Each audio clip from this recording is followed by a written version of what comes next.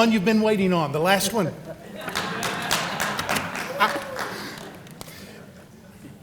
I want to introduce not only my wife, but my best friend, my partner in ministry, Tara.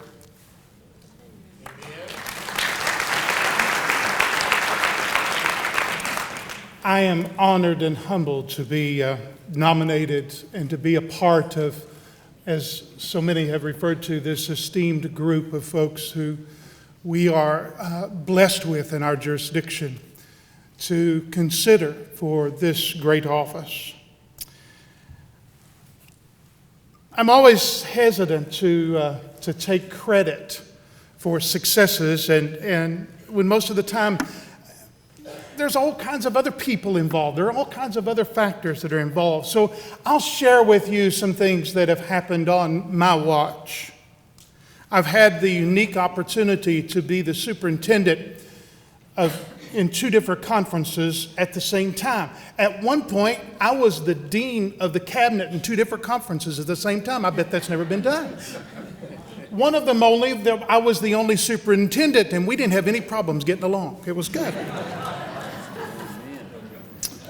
When I came to the Redbird Conference, I discovered many things. And having that be there in Kentucky and outside my back door, I have to admit I didn't know much about the conference. But when I came to Redbird, I found a missionary conference, one of our institutions of our church, that was having difficulties in many ways, most of which was financial. I found a conference that for as long as I was willing to read back, and I finally quit because it had got too many years, they were using reserve funds to meet their budget.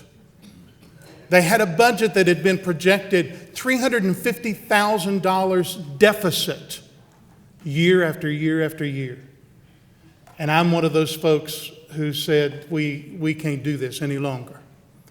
So after a couple of years, we began to make some changes, began to make some adjustments. And I am glad to be able to tell you that in 2017 will be the fourth year in a row that we have a balanced budget in the Redbird Conference. My friends, that came with a price because we had to make some tough decisions. We had to let some people go. We had to make some decisions to go in different directions. I had to go to churches and to meetings and tell people the honest truth that some of our funding streams had ended and we were going to have to do some different things. And yet we were willing to make some of those tough decisions. We worked on new attitudes, and that's tough, and many of you know what this is in areas that are low economic areas where there aren't too many choices about jobs. We had to make some decisions about rising up and being the church.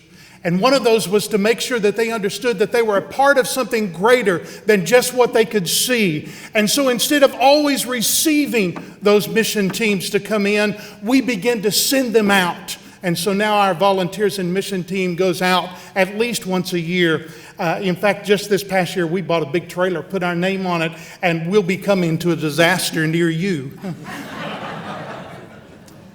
Trying to get them to understand that we work together to do God's work, and they need to be a part of that. Being a leader does mean being willing to make tough decisions.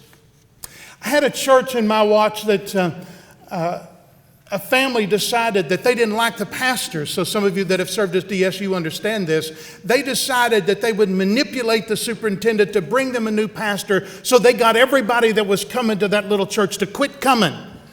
And then they would call me and tell me that people aren't coming, so you need to send us a new pastor. Their only problem was when they called to do that, I went and said, you have abandoned this church and I'm going to close it. And about 2 weeks later, a member who had left the church years before called and said, could we have a conversation? We would like to talk with you about maybe reopening the church. And so I did. And 4 years ago, I brought that group of folks together. I was willing to give them an opportunity. I brought lay speakers in to speak. I said, you're going to have to deal with lay speakers until we can determine, is this someplace that I'm willing to send a pastor? And I want to tell you, my friends, that now, 4 years later, in the midst of Mennonite farms, they average 60 people on Sunday mornings in a totally renovated facility. My success as a pastor, I have seen churches grow in every place that I've been. But as I asked my family and my friends, what is my greatest success, they wanted to talk about how people's lives had been changed. You see, that's my passion. My passion is to see lives changed, for people to become believers, but believers to move to be disciples, and to disciples to be the church.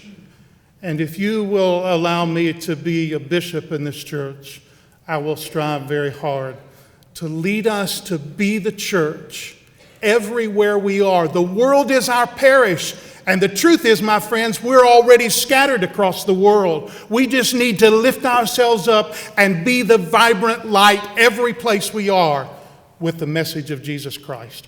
And I promise to do that.